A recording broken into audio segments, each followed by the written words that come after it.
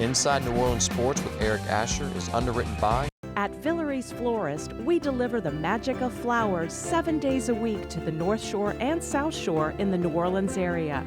Whether it's for birthday parties, baby celebrations, Villeries provides colorful floral displays for all. With a store full of fresh-cut flowers, exotic tropical flowers, orchids, roses, and even fruit baskets, our goal is to make your vision a reality. Villeries Florist, proudly serving Louisiana since 1969. Dave Miette Insurance Agency, 504-556-0809 or davemietteINSagency.com. C&C Drugs is a family-owned pharmacy that's been serving Southeast Louisiana for over 50 years. Whether you need help taking care of an elderly family member, a growing child, or even a pet, C&C provides patient-centered care for your entire family. C&C Drugs, large enough to serve you, small enough to know you. Locations in Mandeville and Araby.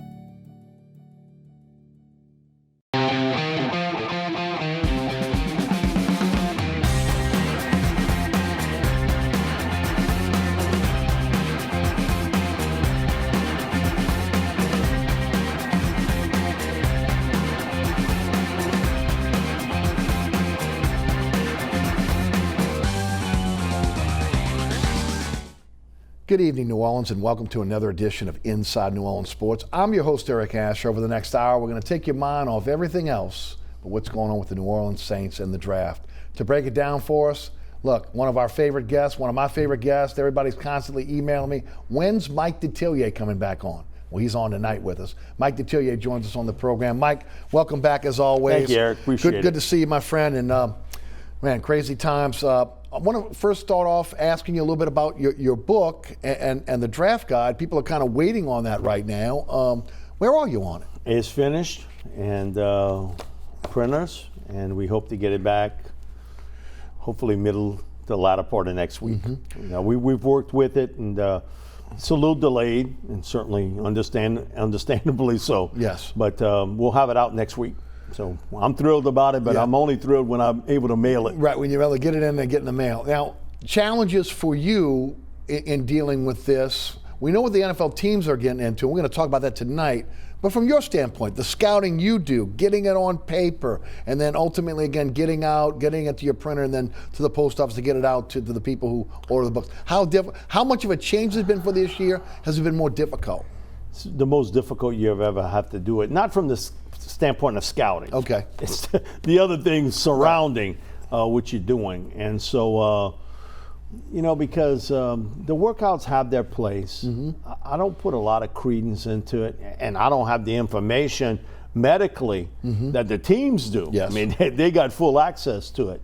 So that part hasn't really changed for me. It's some of the mechanics in doing the book and going to the printer and mail out and everything else. So we're a couple of days back, but hopefully we on the dry road now. Are you sold out, or can some of our viewers still have a chance? No, it's not sold out. And how can they get it? They can go on to MikeDetillier.com, SaintsReport.com, and they can get it from there. Let's talk about, first of all, what the challenges that NFL teams are having right now in terms of evaluations of players, because this is unprecedented. It is and it isn't. Okay. You go back, man, we getting old, but back in the 60s and 70s, they didn't do this. Right. The draft was held late January, early February. I know. And so the coaches didn't get involved. It was basically scouts, general manager. At that time, most of those guys were former coaches or had been involved in the league in some manner. And, I hear people say, oh, it's going to be one of those good old throwback drafts. Go back and look at those drafts in the 60s and 70s. They had as many misses then as they do today. So, they say, well, the film, it's got a lot more to do in what that guy did in college. It's a lot of it is about fit, how well he fits into what you do. A lot of it is about, I can't tell you how money changes somebody's work ethic, everything else. Injuries certainly get involved with that. So it's challenging in that I think the advantage of this draft now is all to the major colleges.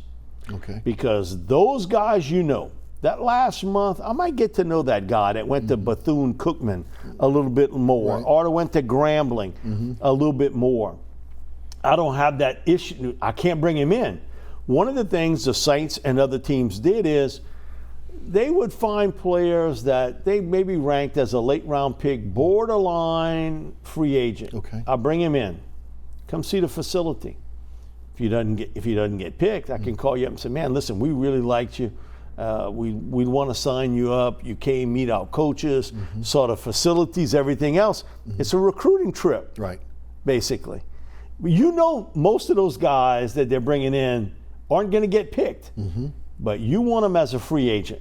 And so that is now curtailed. Can't do it. So that has its place too. But I do think we are human in this way. The last image in our minds of what we saw from that player is how we remember them. Guys that played in bowl games, guys that played at the Senior Bowl, Yes. East-West Shrine, Combine. The last image in your mind. It's not the individual workout. That's the last image in your mind. And we just human nature that way. You can write it and say it other ways, but Eric, that's just how we are. Right. If three people come in for an interview and you're doing the job, that last image of that guy or that lady that made an impression, that's who I'm going with in most cases. So an emphasis on game film now, right? Emphasis with the on scouts? game film. Now, here's the catch with that, and I always think that in every draft, there are probably 5-6 players, no matter where they get selected, their production's going to be the same. They're that good. Everybody else is fit. Does he fit what you do? Okay. That's going to be the call. I have a neighbor, Joe Clark, who's in his late 80s. He holds a distinction that he played for Paul Brown and coached for him. Wow. You think about that, Paul Brown, Yes. and played for him with the Cleveland Browns, coached for him with the Cincinnati Bengals. And he would always tell me things about, late in the draft, a lot of times Paul Brown would tell him, Joe, get on the phone. You know Duffy Daugherty real well. Call him up at Michigan State. Is there a guy there that maybe we've just overlooked? Or call up John McKay. So relationships. Relationships. And tell me how well he'll fit. Does he fit with what we do? Does he fit with what we looking at offensively, defensively? Can he help us on special teams? That sort of thing. And he said, a lot of times that's what assistant coaches did back then. 17 rounds of the draft. Yes. It's not 7 rounds, 17 rounds. So when you get later, you're looking for an athlete or looking for a guy maybe that got hurt or maybe he had some problems with a coach that you want to find out about. But if I'm at Oklahoma or I'm at Texas or Michigan, Ohio State, LSU, Alabama, USC, I got talent. I got a lot of talent. So I might have a guy that's just a one-year starter. Reasoning why? The upperclassmen were better than him, or you kind of had the deal. You're going to wait your turn. Sure. And so he said that was the deal back then. Get on the phone. Get on the phone and call them. He said the hardest thing was the relationships. And he said back then, back into the late 60s, early 70s, it was your relationship with Eddie Robinson, Marino Casem, and the predominantly black colleges. You had to have a relationship with them because if I called them, they may say, I don't have nobody. But if Gil Brandt got on the phone, they'd say, man, Gil, I got a guy over here. And that's how Everson Walls got to play for the Cowboys. Okay. Gil tells a story that I got on the phone and I said, Eddie, is there a guy there? He said, nobody's picked Everson Walls yet? Gil said, no. He said, well, you better sign him as a free agent. Everson Walls, would he been up for the NFL Hall of Fame? I don't know how many times. Yes. He was really one of the best cover cornerbacks in the 80s. So relationships. Right. How well you connected with other coaches, I think is also going to play a part here. And we all know Sean's relationship with Ohio State and Urban Meyer. He knew Urban well. Ed Ogeron coached with him with the Saints.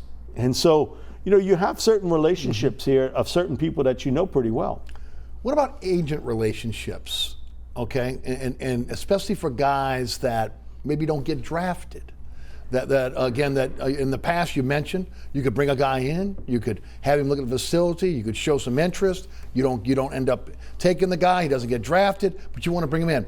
How much will a relationship with agents now mean in terms of maybe signing those undrafted free agents? Well, put it to you this way, Eric. I've never had an agent I deal with that'll tell me anything bad about a player. Right, true. So you got to cut away from, the small talk and figure out. But I do think it plays a small part. I do think the relationship with head coaches and assistant coaches, and a lot of it we see in crossover now.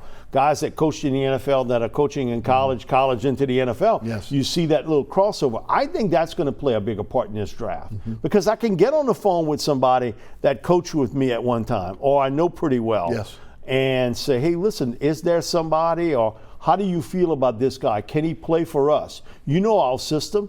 You know how we do things. Will he match up well here?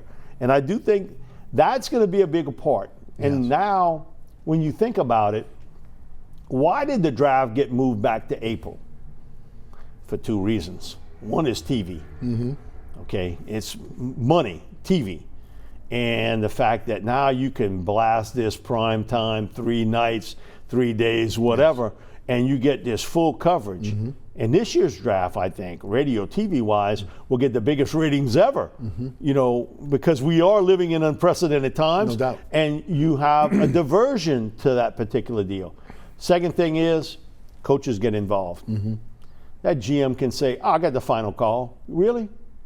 After that coach tells you what he wants. A lot of these coaches today, back then, Lombardi or Paul Brown might have been the guy. Right. Okay, might have been the guy. They had the cachet. They had the chalk in their hands. Yeah. Today, you got a lot of coaches, man, first couple rounds, this is who I want. I've seen them. Now, I think what's going to be interesting is once you get past the top 100, 110 players, when that head coach doesn't know as much about him, he's got to rely on the scouts. Yes. You got to tell me, can this guy fit what we're doing here? And there's always a couple of players, and we saw it last year with Chauncey Gardner-Johnson, Saquon Hampton. Yes. The Saints had rated much higher that fell. There's always going to be people like that, and figuring out a way to get those guys. Let's talk about red flags. This year, a little bit different. As we've talked about, you could interview a player in the past, look at him eye to eye. A player that has injuries, okay? You could bring them in, have your medical staff check them out.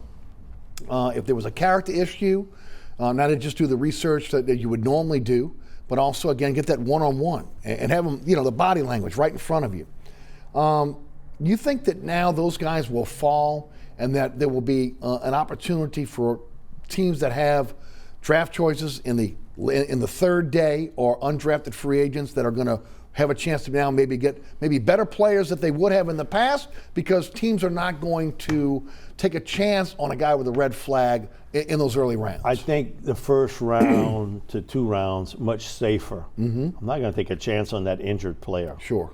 If I got a question mark. Or that player that has a character issue. And I always think about the character issue is, when did that event happen? If it happened 6 months ago, I pay a lot more attention to it than when he was an 18-year-old. Because we all do dumb things when we're young. Sure.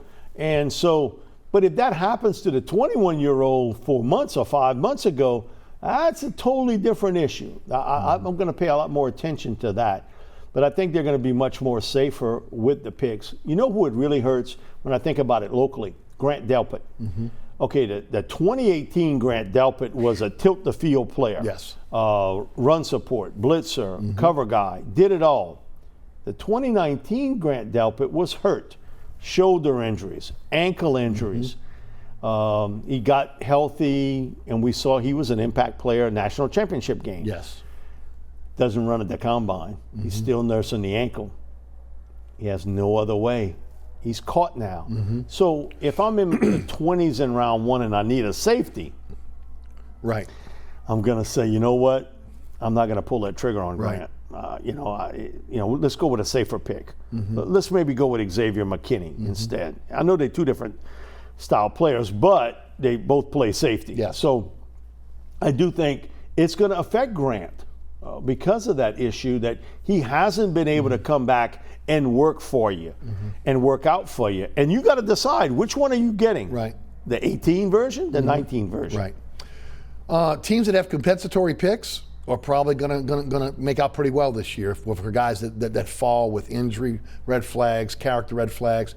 Do you see teams trying to get into the later rounds now because of the possibility of maybe now feeling better about taking a chance on a player that may have a red flag? Or do you think that they'll just wait it out, see who falls out to their particular pick, or maybe deal with undrafted free agents? I think it's going to be the individual player. What do you need?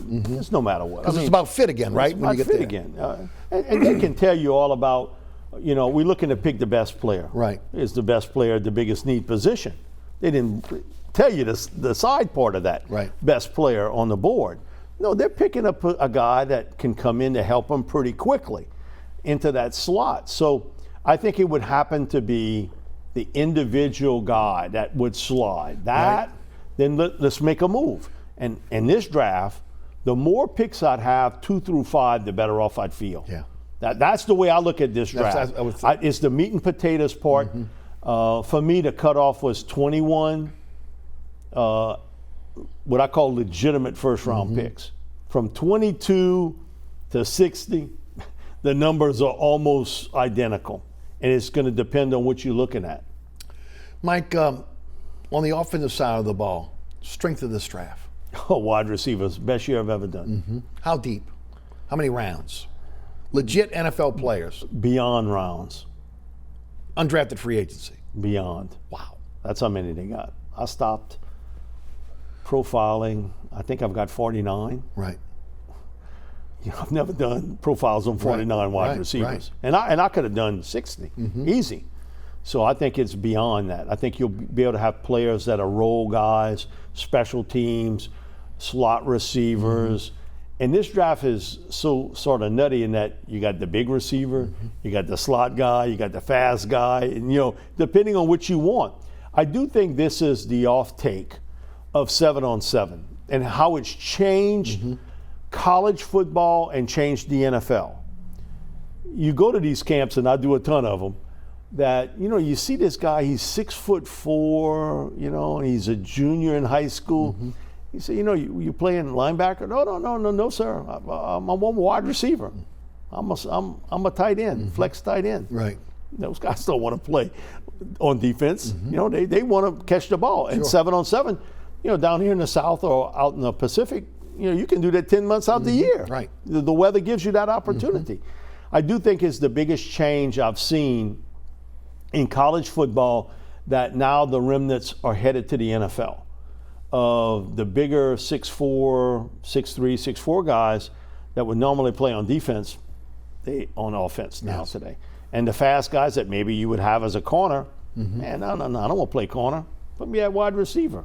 So I do think it's the offshoot of 7-on-7. You get a better brand and a quicker brand of receiver. You don't have to wait till year 2 for that receiver to come around. You getting him, and he's immediate. Right. He can come in right now and help you. They say, well, you might not hit the full potential till year 2 and 3, and that may be true full potential, but you're getting a lot of production from that receiver that first year. They're used to running routes. They're used to the timing. It's a different route tree, but still, they're heavily involved. And I feel the same way about quarterback.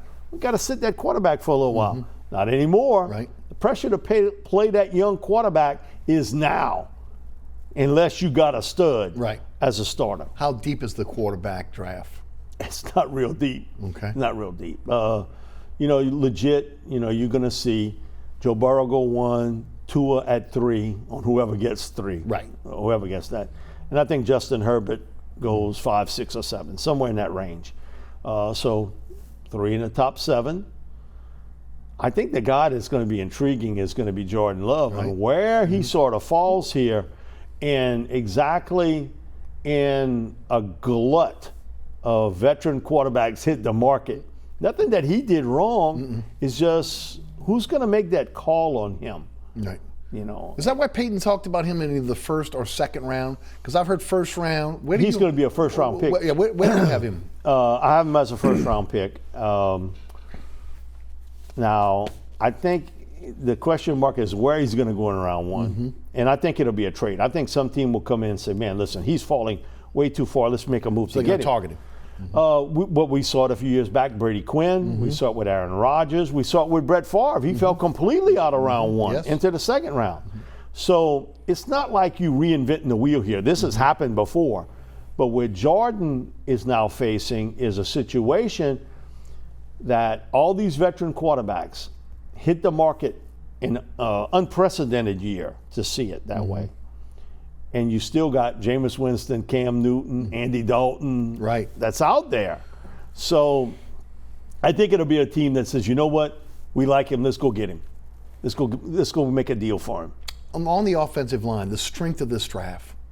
Man, early it's going to be tackles, but boy, it kills pretty quickly. It kills pretty fast. How about the guard position? Guard position's much deeper, but they don't have, say, that one guy that you can say he's going to be a first-round pick guy. Who's my top offensive guard? Robert Hunt, University of Louisiana, Raging Cajun. He's my top-ranked offensive guard. He's a big guy. He can play right tackle if needed, but he is really an inside player. Big, fast, strong, terrific run blocker. He's gotten much better as a pass protector, and was a 2-star recruit coming out, and he's developed into really a top guy. Now, one of the reasons you didn't get a lot of ink about him was he had a groin injury late in the year, so he wasn't able to participate in the Raging Cajuns bowl game or go to the Senior Bowl because Jim Nagy wanted him there. If he'd have went there healthy, we might be talking about maybe a first-round pick guy. And even Jim has told me that. I do think had he come here and worked out well, he might have been that guy. And then, Raging Cajuns got 2 of them. Kevin Dotson, who went to Plaquemine, I think he's a top 125 pick also at the offensive guard spot. I think I've got listed 29 offensive guards. So it's a pretty thick year there. And some of those have played some center. What the tight end position? How deep and how good are the tight ends? Are they NFL ready? Okay, put up that one piece of paper you got. That's how thin it is. That's how thin it is. It's pretty thin. So a guy like Thaddeus Moss. Thaddeus Moss, I think, is a guy that will probably go in the middle of the draft. 4th, 5th round. He's an interesting player. He's a 1-year guy. He got some genetics though. And listen, he revolutionized the tight end position at LSU. That was a glorified tackle before. No doubt. Even Foster, for as good as he was, LSU could not protect. And they kept Foster to block. I agree. And they didn't use him as a tight end. I've talked to Ed about this, and he's told me it's the biggest regret I got. 2 years ago, we didn't use Foster more, of how good of a receiver he is. But we couldn't protect Joe. That's true. He had the best aerial views of stadiums across America because he was getting rocked. But he's an interesting athlete. He's not a big guy. He's 6'2", in that range. But man, he can catch the football, and he's got some scoop after the catch. He's a really good football player in the right scheme. Let's go to the defensive side of the ball. So start with defensive line first, because again, you're talking inside and outside. Where's the strength? Defensive tackles, really good area, and I think you'll have a little bit of role with that. I think into the 2nd, 3rd rounds. You've got some depth there. Never enough pass rushers. And those guys peel off the board so quick anyway. And so it's not a lot of depth there. Linebacker position is the toughest because now, if you're an NFL team, I can find a guy to stop the run. And I can find a guy that can rush the quarterback. Find me the guy that can drop in coverage. Versatile. Coverage. Play to run well. How many of those guys are in the draft? 2. Just 2. Patrick Queen, Kenneth Murray. Who's the better out of those 2? I have Kenneth Murray. And why? A little bit more physical player, a little bit more bulky. Patrick is sort of a 1-year guy. Would you be concerned about that based on his measurables? No, I wouldn't be concerned at all. Man, he can run. He's got speed. He can drop back in coverage. He's played on the weak side, and he's also played in the middle. You look those last 5 or 6 games for LSU. Man, he tilted the field. He was really good.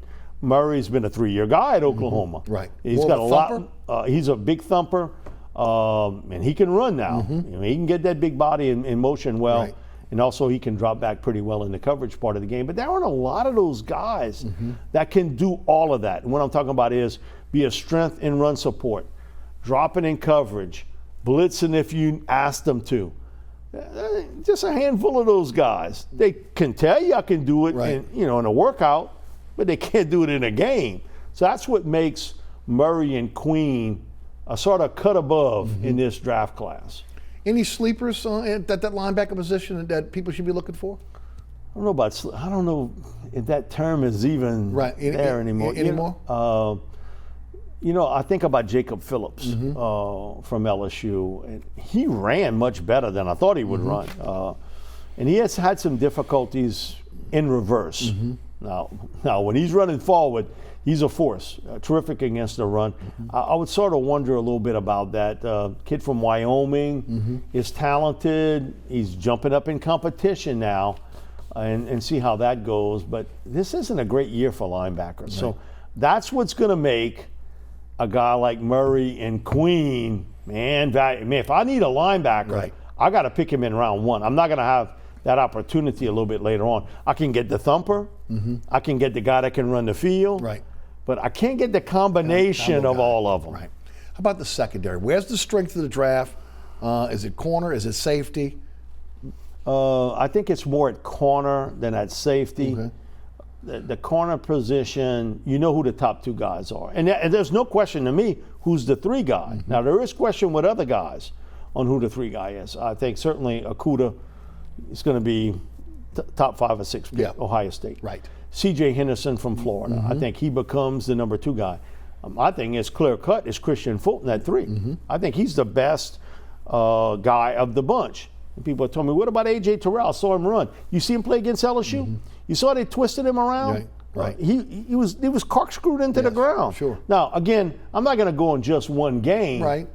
But he went up against some pretty good competition there. He didn't fare well. He didn't play real well in that football game. Gladney from TCU, a little smaller cover corner. Now he's fast, and he does a nice job in man coverage. I look at him more as a slot guy into that. Trevon Diggs from Alabama is a bit of a project. Now, athletically, he's got what you're looking for. But he came to Alabama as a wide receiver, just like his brother Stephon. So now you're still in the developmental stages with Trevon at cornerback. Now, some team may take him in round 1 and figure, he may have to almost get like a redshirt year. But is that what you want to do with a corner as a first-round pick? Do you want to give him a red? No, I want him to play. You got to play immediately. Now, again, I think Terrell and Gladney and Fulton are more ready, NFL ready to play than Trevon Diggs is. If there is going to be a run on a position in the first round, what position do you believe it's going to be? It's always the big man. I think once you're going to get to picks 20, 21, watch what happens. And I'll never forget this. I was starting this in the 80s, and Jim Finks told me, I'll give you 2 bits of advice. One, don't be like these guys I see on TV or some of these guys I see writing today. Don't make the draft about you. Make it about them. Make it about the player. And secondly, the Greeks settled this hundreds and hundreds of years ago. Got a chance to pick a really talented big man and a really talented small guy, you go with the big guy. And he said, watch every draft. And he said, it's not everyone, but if you had 10 drafts, 8 of them will fall this way. Look at the last 8, 9 picks of the draft. Teams running after those big men. Big offensive tackles, defensive linemen. They peeling off the board. It's not necessarily the running back. It's not the receiver. It's the big man. And so I do think that Greek theory is still in place today. Mike Detillier is with us. Mike Detillier draft report going out at some point next week. For those that have already signed up, we'll give you information on how you can get the draft guide before we finish the show today. We'll take a quick break, hear from some of our underwriters. When we come back, we'll switch to the New Orleans Saints, their needs, what they've done in free agency. Again, Mike Detillier with us. I'm Eric Asher. We'll be right back.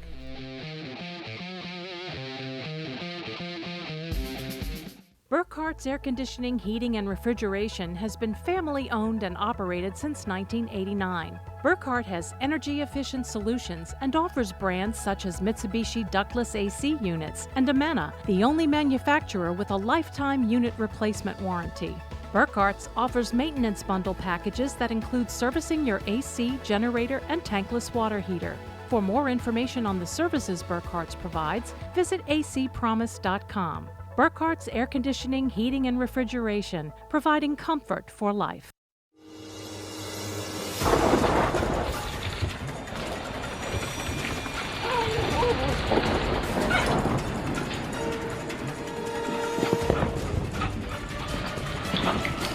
Experiencing rough weather with a bad roof can be a nightmare.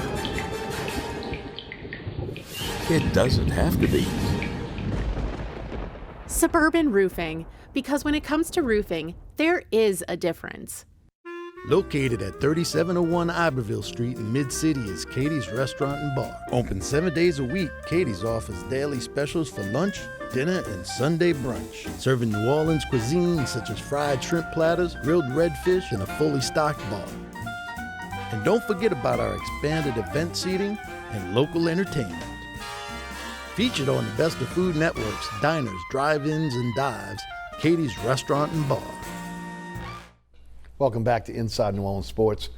I'm your host, Eric Asher. Mike Detillier is our guest tonight. I know you've been waiting on the Saints. Wanted to talk about the draft. Wanted to get that in. See again, what the draft was looking like. Let's talk about the New Orleans Saints. First of all, came out today that the NFL is going to open the facilities again. Going to allow the teams back in the facilities, the people that will be working on the draft, coaches, scouts, general managers, etc. I wonder how much that had to do with yesterday's announcement of the Saints going to the Dixie Brewery to do their draft. There was a really ridiculous article today in USA Today about it. She didn't do her homework. She did not do her homework at all. She has no clue about the building. It's a brand new building, the office space that's involved there. And no, the brewery's not going to be open. But do you think it was a knee-jerk reaction to that? No. The fact that they're doing it, or do you think they always felt like they were going to open up the facilities? I think they always felt they would open it up. Mm-hmm. I mean, the NFL, they dance to the beat of their own drum. You better believe it. They don't care with Major League Baseball or the NBA. Or that's the least of their worries. Right. We're going to do things our way, and for good and bad, however you want to look at it. True. I think the draft should have been held on the 23rd through the 25th. I think it's great TV. It's a great distraction. You can do it, via the phone, everything else. Come on. Those few weeks are not going to make that big of a difference one way or another in your evaluation. Right. It does hurt the smaller college players. I agree with, but you could still do it. And we need something that's positive. We do. At this point in time. But the NFL could care less. Right. And everybody's saying, well, this is Goodell's decision. Come on, be real. He ain't never made a one decision by himself since he's been the commissioner. Amen. Never. Right. Now, people want to blame him for Bountygate and everything else. No, these are influential owners that have his ear, and they tell him what decisions are going to be made. Right. It's not him. He's a puppet to the ownership. We've had Gay Culverhouse on numerous times on WWL with Bobby and I on Mondays. Right. And she's told me, Mike, I've been in those rooms, because her dad owned the Bucks. Sure. She was the president numerous times, different commissioners. There are a few commissioners, you might say something, but it's just a handful of owners that got the ear of that guy, and that's what he's going to do. Yes. She said, I brought up numerous things about more technology involved with the NFL and helping officials, new technology for yard markers. Why are we still holding up a yard marker today? It's the craziest thing in the world. Right. There'll always be one owner or two that'll come and tell me, Gay, put that aside. We know what we're doing. We got this. So she said, in essence, it's not the commissioner. He's got really no control of this. Right. He might say he does, but it's really 3 or 4 guys that's basically telling him, this is what we want. They told him, stay free agency as is, stay the draft as it is, and that's it. Yes. And don't comment about it. And was that the commissioner talking when he said anything negative I could fine you for, Right. you know what that is? That was a couple of owners that said, man, we don't want a general manager and a head coach talking about decisions we make. We're paying them. That's not Roger Goodell making that decision. You know, he could care less. Right. Because he's untouchable at this point. Right. You talk about technology. The Saints will have 7 of their top brass in one room. They'll have 20 scouts in another room. They'll be doing this through video conferencing. So again, technology does come in here with this. Needs.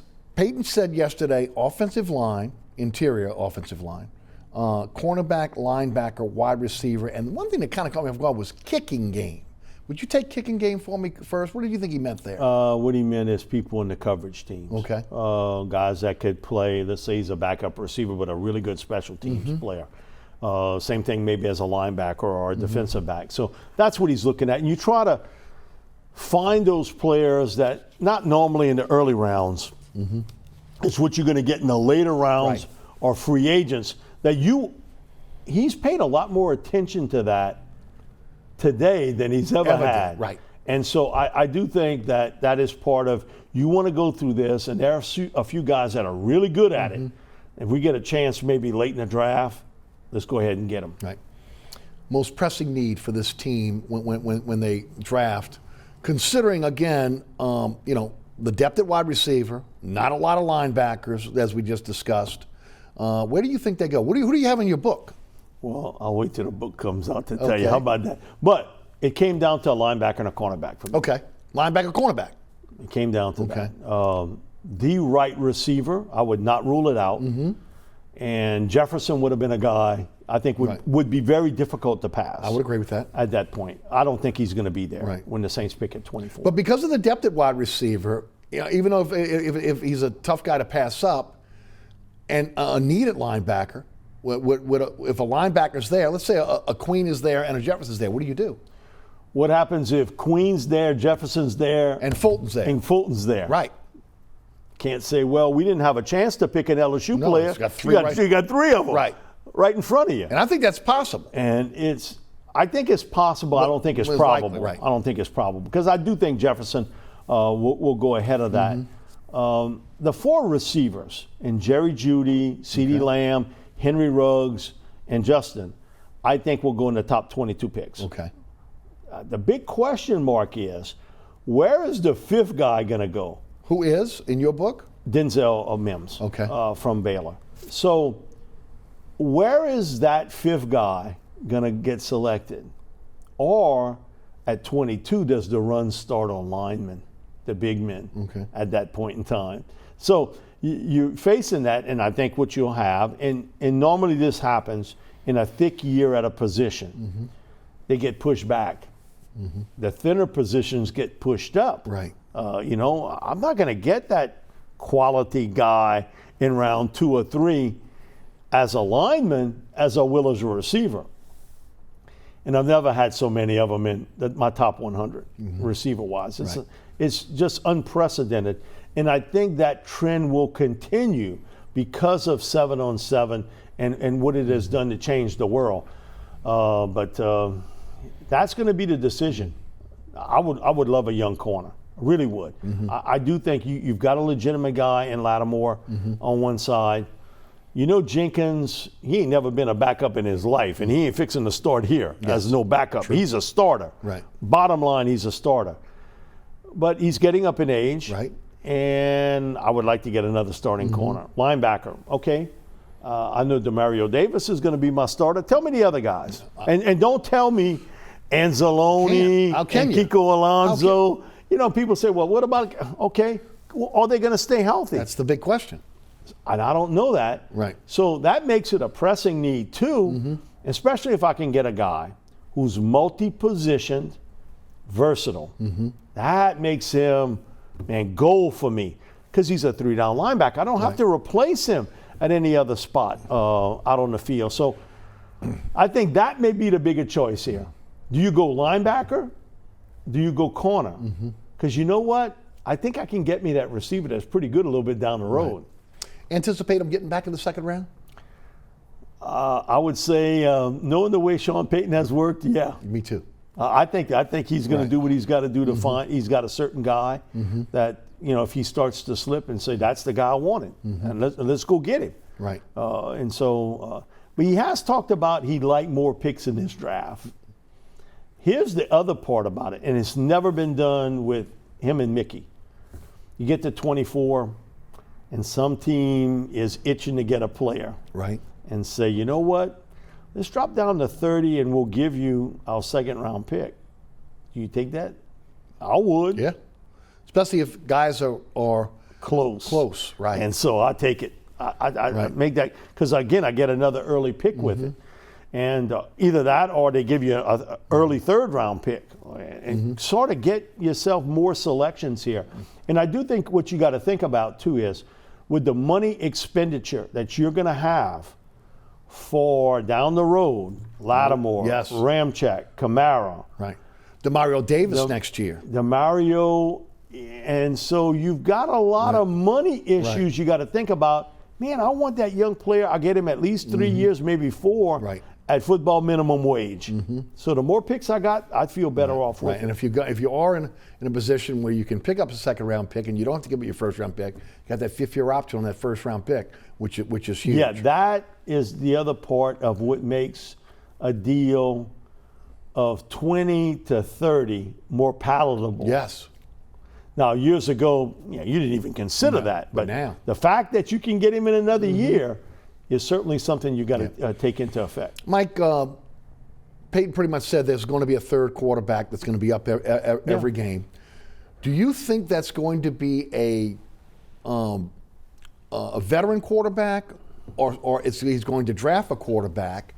And then I want to ask you about the skill set. Is it going to be a pro style, or is it going to be more of a I don't want to call it Taysom clone, but more of an RPO style quarterback? What do you think? How do you think they go in the quarterback position if this truly is going to be Breeze's last season? Okay, I've spent money on a 32-year-old safety and a 33-year-old wide receiver. If I draft a quarterback and something happens to both of them, am I going to play that rookie quarterback? No.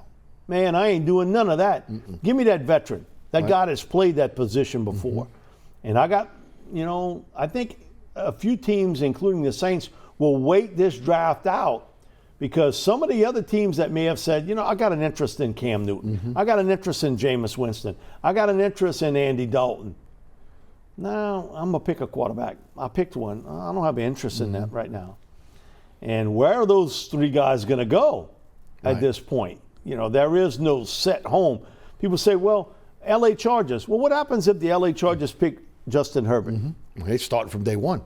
Him and Tyrod Taylor are there. So my thing about it is show a little patience here. I'd be surprised if it was a rookie. Right. I think he's going to go with the veteran here and understanding that it's all chips in. We have pushed the chips in the middle of the table. We want to win this year. And I don't want to be watching a 22-year-old quarterback sowing his oats. Right. On there. And I worry about 2021 down in 2021. And that doesn't concern me. I got people, I want to know who my quarterback's going to be, future quarterback today. For what reason? For what reason? Why do you need to know now? Right. I want to win today. The only championship I can play for is the one this year. I can't play for any other championship. Peyton slipped the other day saying this is Breeze's final year. He tried to reel it back in front of the New Orleans media, even called himself a big dummy. What do you think? You think it's the last year? I think it's the last year. You think it's the last year? Think Taysom Hill's the heir apparent there? No. I've always felt he's not on the roster. I know Sean likes him, but I firmly believe the next starting quarterback is not on the roster today for the Saints. I always think this about retirement. When somebody starts talking about it, they're close. Right. I agree with that. And you listen to what's come out of about Drew, and he was seriously thinking about it. And that, ESPN made a move to get him to be in the booth. Man, the hardest thing I get hit for in the booth is a paper clip or a piece of paper. Exactly. I ain't getting hit by no little Toyota truck. Right. So it keeps you in the game, but I do think when you get a certain age, sort of what you can do and what you can't. Right. And in any business, I know there are exceptions, because I've been in the private business and I've seen it. Guys talk about retiring, and then when it gets to that point, yeah, I think I'm gonna stay a little longer. And then they'll tell you 6 months later, it's the biggest regret I ever had. I wish I retired. I think once you start thinking about it, you're halfway out the door. You more than halfway out the door. So I don't think it. I think maybe it was the slip of the tongue that he said it. Right. But I think what he said is correct. Right. No OTAs, no minicamp. How's that going to affect the Saints, the league? And then I'd like you to also talk a little bit about college football, because they're talking about maybe doing OTAs, but there's been no spring. How does, again, this shutdown affect both the pro and college football in preparation? On the pro side, you got guys that are getting paid. And they know they have to get ready. Man, it is hard, man, when you're a 17, 18-year-old kid and you back home with your friends. Get your keys out of bed and go work out. Have to go work out. So how do you think this affects both programs, pro and college? In the pros, and I'll never forget this, years ago, we had a throwback segment when Diliberto was still alive, when Buddy was still alive. We had Ernie Ladd on. It was one of the greatest interviews I've ever been involved with, because Ernie, man, one thing he could do was talk, and he was a great football player. Yeah. But then he turned wrestler, and man, he really became a talker back then. And his deal was, why I got into wrestling. We didn't have no OTAs, we didn't have no workouts. So he said, my money was cut. My money was, once the season's over with, I ain't getting paid. I needed to make money, so I went wrestle. Today is different. You get paid for workouts, paid for all this. But he said, that's why we had training camp and everything else. Now, it's different training camp back then. Man, you was 3-a-days and pads, everything else. But so for the pros, I think it'll be a fairly smooth transition. Yes. College is different. And I can understand why Nick is saying what he's saying. And I was for OTAs even before this, even before the coronavirus. Right. Okay, you're on campus in July. Why wouldn't you, in a 4-week span, have sort of OTAs? You're not hitting. Right. You're pajamas and slippers, but you're going through this deal. You're getting your timing down. I think it helps the young player from a technical standpoint, and doing it out on the field. And you're supervised, okay? Yes. It's not like a quarterback's got 6 receivers and he's working with. No, in essence, you got the coaches with you already. What's the negative of that? And I've asked people, what's the negative of that? There's none. They're on campus anyway. They're there already. Right. So I think it's going to affect more college football. They have no preseason. Right. They have no spring now. You're going to see more. I mean, it's even playing field. Yeah. But I think where it hurts the most are teams like Alabama, Oklahoma, Ohio State, Michigan, LSU. You lose all these juniors early to the NFL. And I remember Coach Miles telling me this and bringing it up to him about losing juniors early.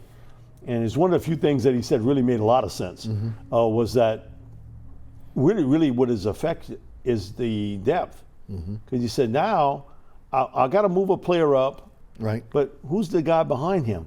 And he said, sometimes it's a double move.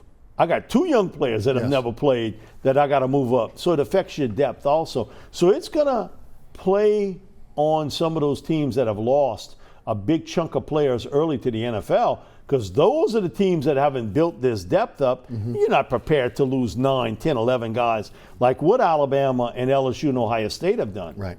Let's head to the phone line. Let's grab a couple calls, and we're going to get into some free agency talk. Tom is in Metairie. Tom, welcome to Inside New Orleans Sports. Hey, Tom.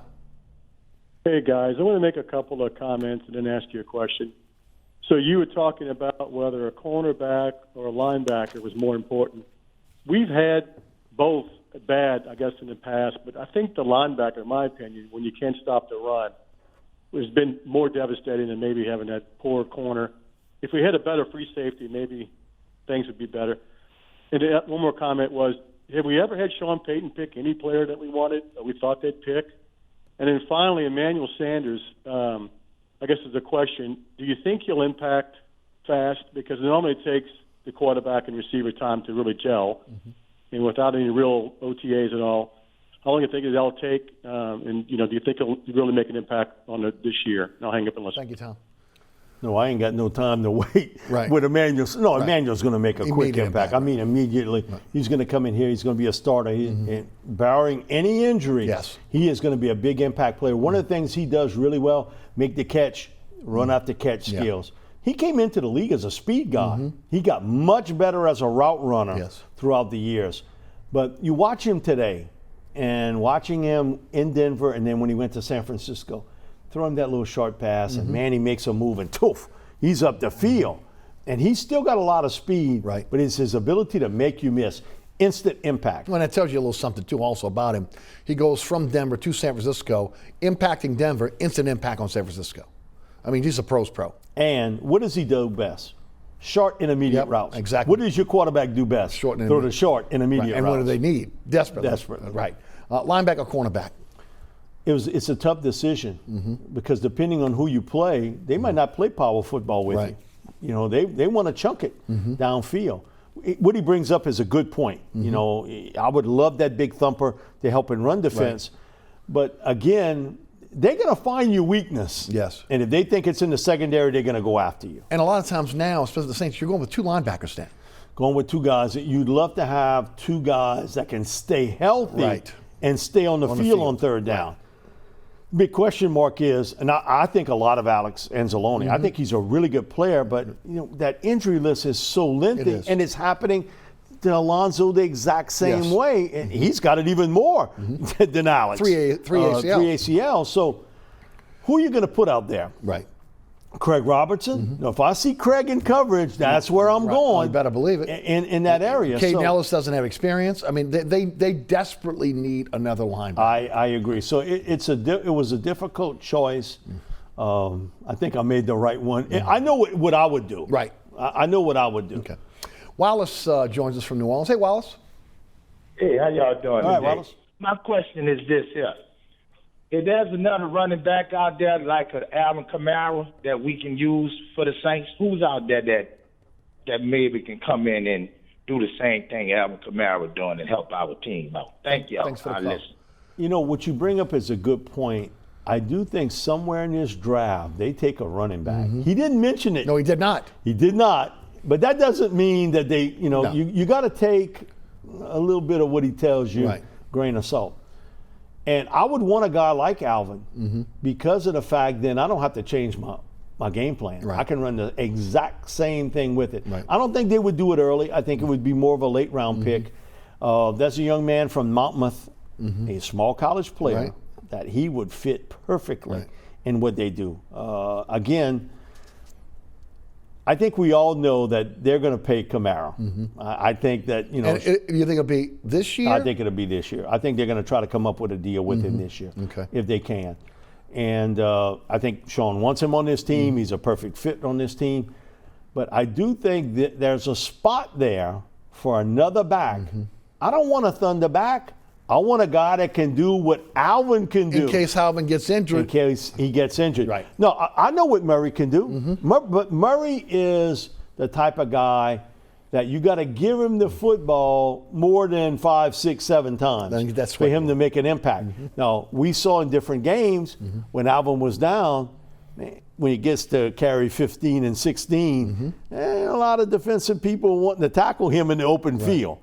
But I want a smaller back that can catch the football coming out of the backfield and can do some of the things Alvin brings up. So that's a great question, and I do think they get it addressed come draft time. Going with Malcolm Jenkins over Von Bell. Your thoughts?